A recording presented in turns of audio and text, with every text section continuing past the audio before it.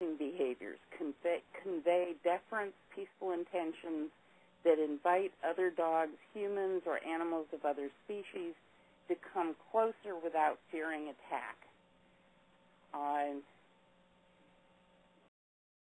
Both distance increasing and distance decreasing behaviors may be voluntary actions, postures, or expressions. They may also be involuntary functions of the autonomic nervous system, such as piloerector reflex or flared whiskers. Some distance-regulating behaviors combine both voluntary and autonomic nervous system functions. Anybody have a question on that? In other words, a dog may have raised hackles, or if we put ourselves in the situation where something is really creeping us out and we're really uncomfortable and we get goosebumps, that's an involuntary, that's the human equivalent of piloerector reflex or raised hackles. If we scream or yell or swear at whatever it is that startled or scared us, that's a voluntary reaction. And they may happen in sequence or almost simultaneously. This is a list of distance decreasing behaviors, and we have examples of each of them, so we'll go through them. This is Pam, and here we have a great example of very long commissure, commissure of the lips, relaxed lips, open mouth, panting, ears are forward and alert, and he has soft eyes. These are all distance-decreasing behaviors. He was playing with a couple of other dogs, and he was saying, "Come on, guys, this is fun."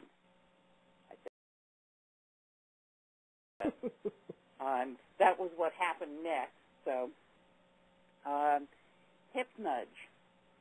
My Aussie, every morning when I go into the bathroom, I'm, captive audience, he comes in and does a hip nudge.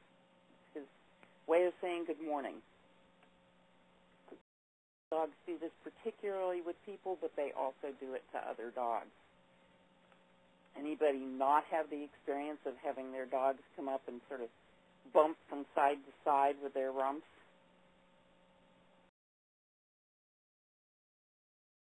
Okay. Muzzle nudge. I get that all the time. Of Well, course, I have a corgi. They get which all the time? The muzzle nudge. Yeah. This is a very friendly, albeit obviously high-speed, friendly greeting. I love this photo. Wolves. Oh, God.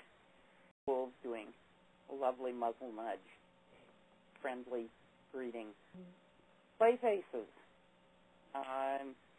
In a play face, you see lips horizontally retracted, jaws slightly open, ears pulled straight up and back or simply folded back. These are very relaxed puppies, and they appear to be smiling. I don't know whether dogs really smile. They do have play faces, which are a function of just being really relaxed and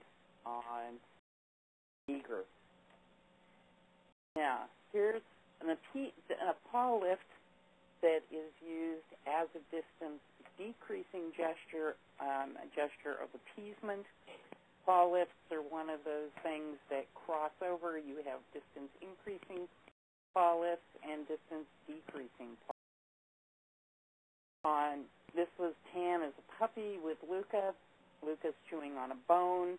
Tan comes over and says, "I'm very deferential. I'm giving you a paw lift and a head turn that say, I come in peace.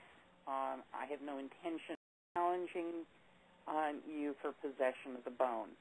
And Luca is receiving this. You can see from his head is slightly lowered. His ears are half masked, sort of turned out. He is in no way threatening the puppy. We've all seen inguinal sniffs. I think this photo is particularly amusing because the Golden is doing an inguinal sniff on a stuffed Fred, the stuffed dog. We'll see a lot of Fred. Dogs have very interesting responses to him. Here we are with the tail wagging question again. What I have read and what I know I can see when it's actually happening is that when the tail is wagging in a circle, it's actually predictive of the dog's attitude, positive attitude toward what's going on. I would suppose, given the direction this tail is going clockwise, see, I've forgotten again. It's right, and that means he's happy to, so that would fit. He's waving his tail in a circle and going to the right. So he's happy to see me. I happen to freeze this with the video, with the still camera, but I still think tails are tail wagging is the least reliable physical signal that dogs offer us. Dogs can wag up a storm when in fact they are about to attack.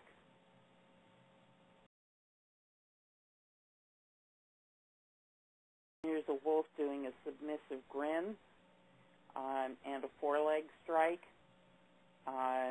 while assuming a very submissive posture. These are still distance decreasing signals to the wolf standing over her.